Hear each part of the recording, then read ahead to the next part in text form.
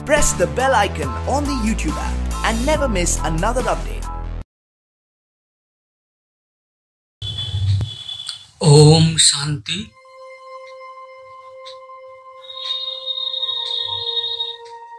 आज हम बात करेंगे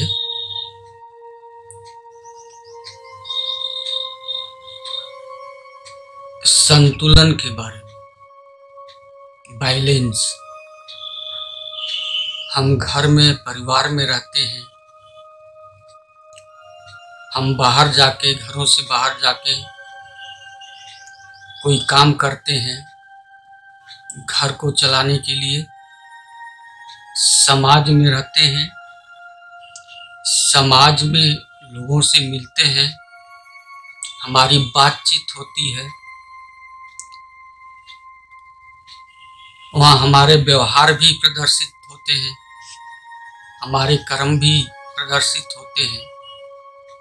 इन सब तमाम कार्य एवं व्यवहार, संपर्क एवं संबंध में हम अपने आप को संतुलन कैसे हम बना सकते हैं, क्योंकि आज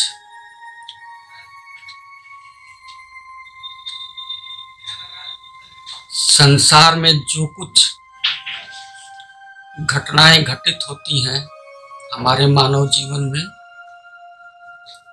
वो कहीं न कहीं अनबैलेंस स्थिति के कारण ही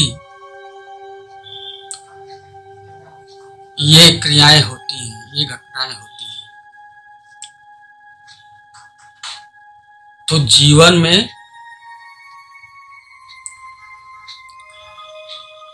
हर क्षेत्र में अपने आप को संतुलन कैसे बना के चलें कि समाज में,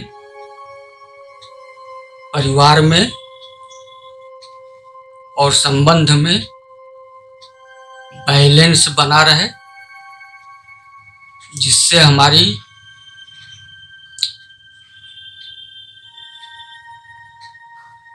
जो टकराव की स्थिति बनती है वो न हो पाए। तो इसके लिए जीवन में अपने आप में संतुलन, बैलेंस को हम कैसे रख सकते हैं।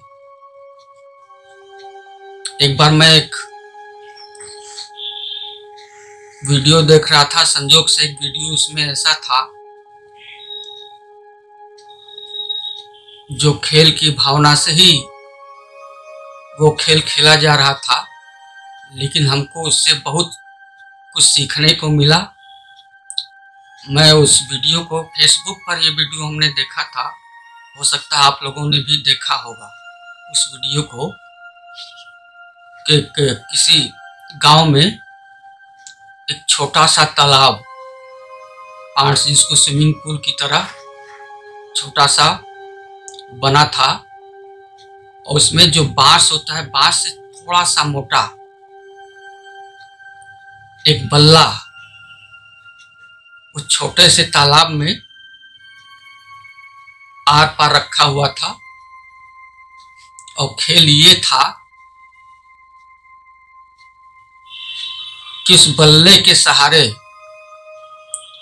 उस तालाब को पार करना था, उस बल्ले पर चल के। और जो खेल में सम्मिलित थे लगभग 10 और 12 वर्ष के बच्चे ही उसमें सम्मिलित थे। और उस तालाब में इतना पानी था कि बच्चे अगर गिरते तो उसको चोट भी नहीं लगती, और डूबने का कोई सवाल ही नहीं था, उतना पानी ही नहीं था कि बच्चे डूब जाते।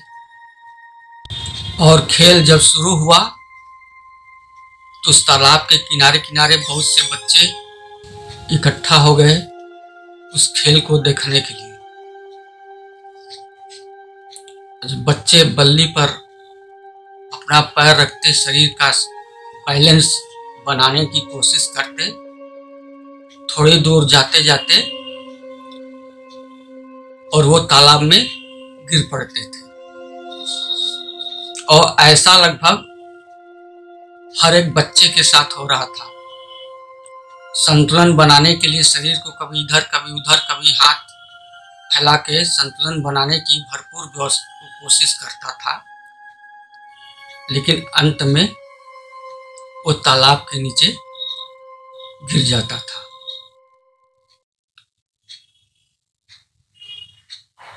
और लगभग 10-12 बच्चों के बाद एक बच्चा था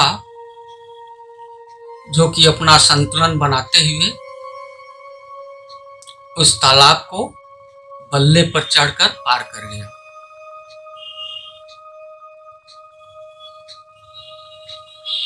तो बैलेंस तो वो बच्चा भी, वो सब बच्चे बनाने की कोशिश कर रहे थे, शरीर को कभी इधर कभी उधर मोड़ते हुए बैलेंस को ठीक करने की कोशिश कर रहे थे, लेकिन बना नहीं पाए। और उतना ही बैलेंस, वैसे ही बैलेंस लास्ट वाला बच्चा जो पार कर गया, वो बनाते हुए पार कर गया। और बच्चे पार नहीं कर पाए, और वही बच्चा लास्ट में जो बच्चा था, एक बच्चा, वो पार कर गया। क्या कारण था? बैलेंस तो सभी बनाने की कोशिश कर रहे थे, पर उन बच्चों में से एक ही बच्चा पार कर गया।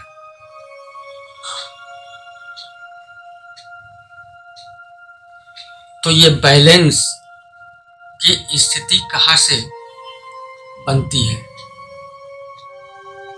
ये बैलेंस की स्थिति हमारे शरीर से ही नहीं बनती है।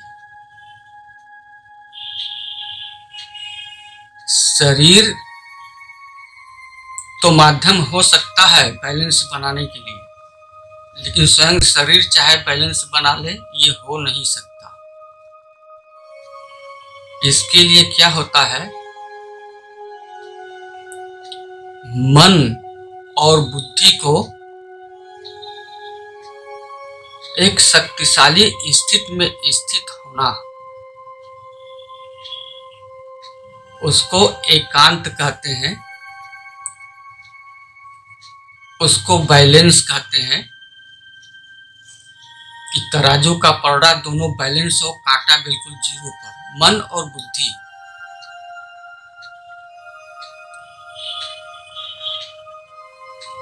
चूंकि संतुलन जब बच्चे नहीं बना पा रहे थे, तो इसका क्या कारण था?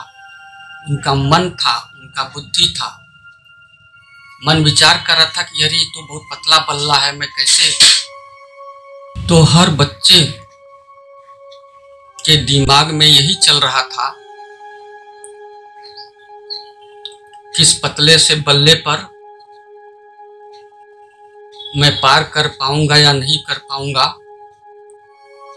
कैसे करूंगा। और उसी हिसाब से फिर इमेज क्रिएट करता बुद्धि। बुद्धि क्या है? विजुलाइजेशन कर देती थी, करती है। तो सोच के आधार पर, विचारों के आधार पर वो इमेज तैयार हो जाता है, और उस इमेज के कारण फिर बैलेंस खराब हो जाता था और वो बच्चे तालाब में गिर पड़ते थे। और जब ये सार्थक विचार उस बच्चे के अंदर चला कि मैं इसको पार कर जाऊंगा, ये मेरे लिए कुछ भी नहीं है, इसमें बैलेंस बनाना बहुत आसान है, विचार के आधार पर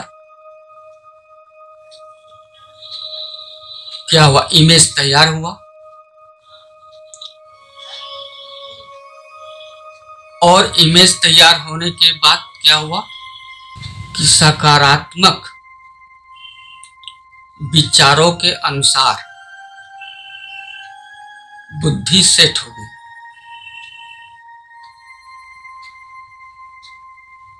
तो फिर एकाग्रता की शक्ति आ गई। एकाग्रता की शक्ति को आने से शरीर का बैलेंस भी बिल्कुल ठीक हो जाता है और ठीक होने के कारण वो बच्चा उस बल्ले से पार हो गया, पांड्स को पार कर गया, बल्ले पर चढ़ गया। तो उसी तरह से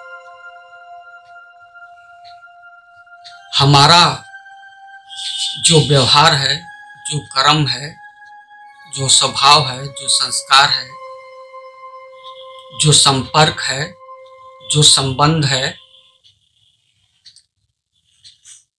जो कर्म है, उसमें संतुलन के लिए मन बुद्धि का एक होना ये बहुत ही आवश्यक है। जब मन बुद्धि एक शक्तिशाली स्थिति में जब तक नहीं होगा तब तक हम कहीं भी किसी भी जगह हम अपना संतुलन नहीं बना सकते। इसलिए संतुलन बनाने के लिए बहुत ही आवश्यक है मन बुद्धि का एक होना। उसको कहते हैं एकाग्रता की शक्ति।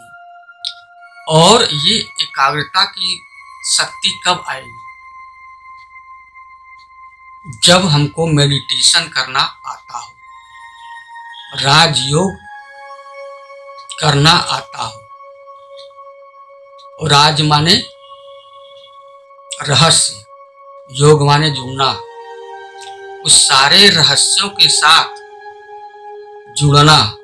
और रहस्य क्या है? और वो सारे रहस्य ये परमात्मा के द्वारा ही ये बताया जाता है। और परमात्मा के द्वारा बताए गए सीमत के अनुसार जब परमात्मा से कनेक्ट होते हैं, जब कनेक्शन होता है, जब उनसे जुड़ाव होता है, या परमात्मा को जब हम याद करना शुरू कर देते हैं, तो इस प्रक्रिया को हम राजयोग कहते हैं। और उस रहस्यों को जानना यही एक साप्ताहिक कोर्स के रूप में ब्रह्मा कुमारी सेंटरों पर ये निःशुल्क सिखाया जाता है। और इसको सीखने के पश्चात हम जब राजयोग करना सीख जाते हैं तो हमारा मन और बुद्धि का एकाकार हो जाता है और एकाग्रता की शक्ति बढ़ती है। तो हमारे जो बैलेंस है, वो बैलेंस जो है, वो जो संतुलन है, हर दिशा में, हर क्षेत्र में, चाहे कर्म का क्षेत्र हो, चाहे पढ़ाई का क्षेत्र हो, चाहे कोई भी क्षेत्र हो, उसमें हम सामंजस्य बहुत अच्छी तरह से बिठा के और उस कर्म में हम 100% सफलता को प्राप्त कर सकते हैं। आज इसी के साथ अब मैं समाप्त करता हूँ। अच्छा, ओम शांति।